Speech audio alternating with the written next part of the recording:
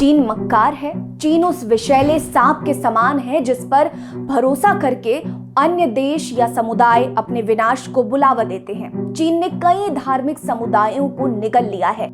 मौजूदा समय में चीन में उइगर मुसलमानों की हालत क्या है आप बेहतर जानते होंगे। उनकी आजादी को चीन ने कैद कर रखा है। ऐसा ही एक बार चीन में रहने वाले सिख समुदाय के साथ भी हुआ था। जी हाँ, एक समय था जब चीन में हजारों की संख्या में सिख रहते थे, लेकिन चीनी सरकार की नीतियों ने उनके विनाश की कहानी लिखकर रख डाली। नमस्कार, मैं हूं आपके साथ रीटा और आप नेड्रिक पंजाब देख रहे हैं। आज की वीडियो में मैं आपको उस कहानी के बारे में बताऊंगी जब सिखों को चीन छोड़ने पर मजबूर होना पड़ा था। उससे पहले अगर आपने अभी तक हमारे चैनल को सब्सक्राइब नहीं किया है तो जल्दी कर लीजिए। वीडियो पसंद आएगी तो लाइक कर लीजिएगा, कमेंट सेक्शन में अपनी राय जरूर दीजिएगा।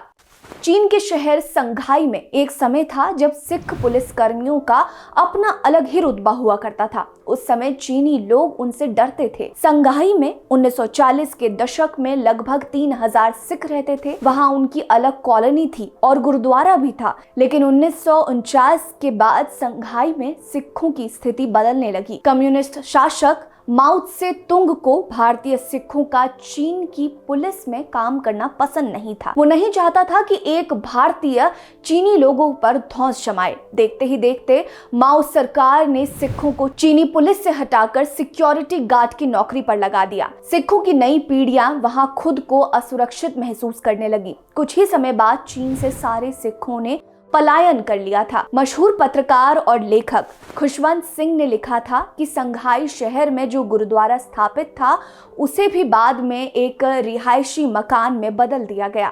अगर हम संघाई में सिखों के आगमन की कहानी के बारे में बात करें तो ये कहानी अफीम युद्ध से ही शुरू हो जाती है। साल 1842 और 1860 के बीच अंग्रेजों ने अफीम युद्ध में चीन को हराकर चीन की आर्थिक राजधानी संघाई पर कब्जा कर लिया था। लेकिन चीनी लोगों को संभालना अपने आप में मुश्किल काम था, जिसके चलते ब्रिटिश सरकार ने लंबे चौड़े सिख नौजवानों को संघाई भेजने का फैसला किया और अच्छा वेतन होने के कारण सिख बड़ी मात्रा में पंजाब छोड़कर संघाई जाने लगे। सिख हमेशा से कर्तव्यनिष्ठ और ईमानदार थे, इसीलिए चीनी लोग सिखों को पुलिस कर्मी के रूप में पसंद करने लगे थे। धीरे धीरे चीन में सिखों का महत्व बढ़ने लगा।